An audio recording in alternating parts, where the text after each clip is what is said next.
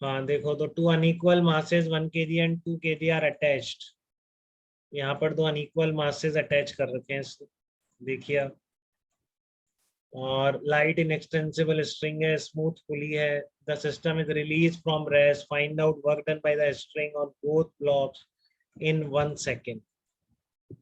तो स्ट्रिंग का वर्क, तो स्ट्रिंग फोर्स कैसे लगा रही है वो इम्पोर्टेंट है, इस पॉइंट पे लगा। तो बस इस पॉइंट पे फोकस आ जाना चाहिए, ठीक है ना।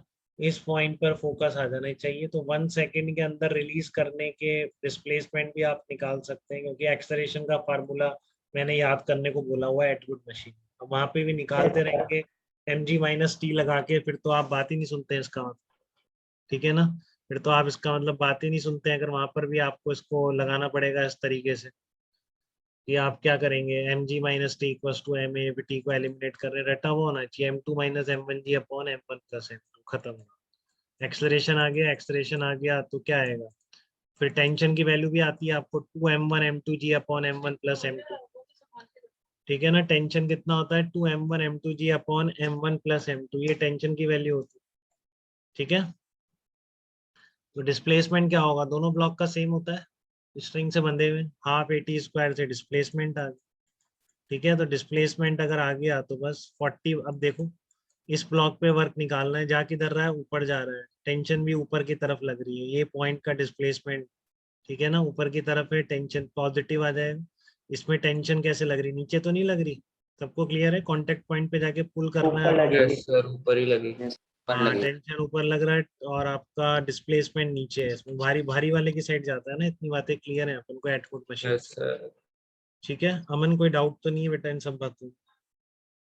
No sir. ओके। तो आपका एक्सलरेशन है आपके पास, तो डिस्प्लेसमेंट है और फोर्स है, तो बस एक का पॉजिटिव वर्क आ जाए और दूसरे का उतना ही नेगेटिव वर्क आ जाए। नेट वर्क डन 0 आना चाहिए, क्योंकि ये भी बात हुई थी कि लाइट स्ट्रिंग कभी सराउंडिंग पे वर्क नहीं कर सकती, ठीक है ना। लाइट स्ट्रिंग कभी सराउंडिंग पे वर्क नहीं कर सकती, तो इसलिए आपका ये नेट वर्क डन 0 भी आना चाहिए था। एक मेथड ये भी तो है कंस्ट्रेंट का, समीशन T.v=0, ठीक है ना। तो अब आगे यस जाके वो मेथड क्लियर होगा धीरे धीरे आपके, जब आप पावर और ये सब पढ़ लेंगे, ठीक है। तो अभी ये क्लियर है कि नेटवर्क डन 0 आना चाहिए था, वही आया। अब मान लो particle shifted from point simultaneously under action of two forces.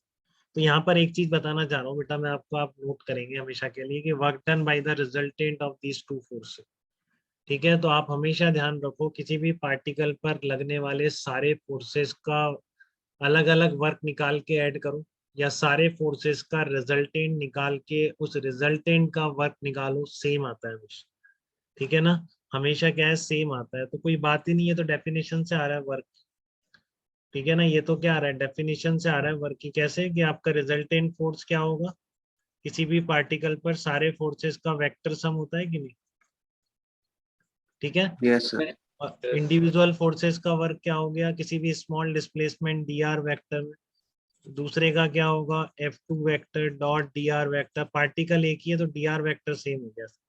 Total work कितना आया, आप सबको ऐड करोगे, क्योंकि डॉट प्रोडक्ट डिस्ट्रीब्यूटिव होता है, तो उस एडिशन को मैं ऐसे लिख सकता हूँ कि नहीं बताओ, ऐसे लिख सकता हूँ, सारे सम डॉट dr वेक्टर। तो ये जो टर्म बन रही है क्या बन रही है, रिजल्टेंट ही तो बन रही है। तो क्या बन जाएगा, सारे फोर्सेस का इंडिविजुअल वर्क का एडिशन, कि जो रिजल्टेंट फोर्स का जो वर्क है वही क्या है, सारे फोर्सेस के इंडिविजुअल वर्क निकाल के ऐड करोगे तब भी वही है, ठीक है। तो इस क्वेश्चन मैंने इसीलिए लिया था कि आपको ये बात मैं यहाँ पर बता दूं कि आपका रिजल्टेंट फोर्स क्या होगा, F1 plus vector plus F2 vector. तो जो भी रिजल्टेंट फोर्स है उसका डॉट होगा आपका डिस्प्लेसमेंट वेक्टर के साथ, तो इस पॉइंट से इस पॉइंट तक शिफ्ट हुआ है, ठीक है। तो ये आपका डिस्प्लेसमेंट वेक्टर निकाल दो, क्या हो जाएगा, this position vector minus this position vector, ठीक है। तो रिजल्टेंट फोर्स का work done equal to work done by individual forces, ठीक है ना, sum of work done by individual forces. तो यहाँ तक कोई दिक्कत बेटा किसी को, कांस्टेंट बात क्लियर?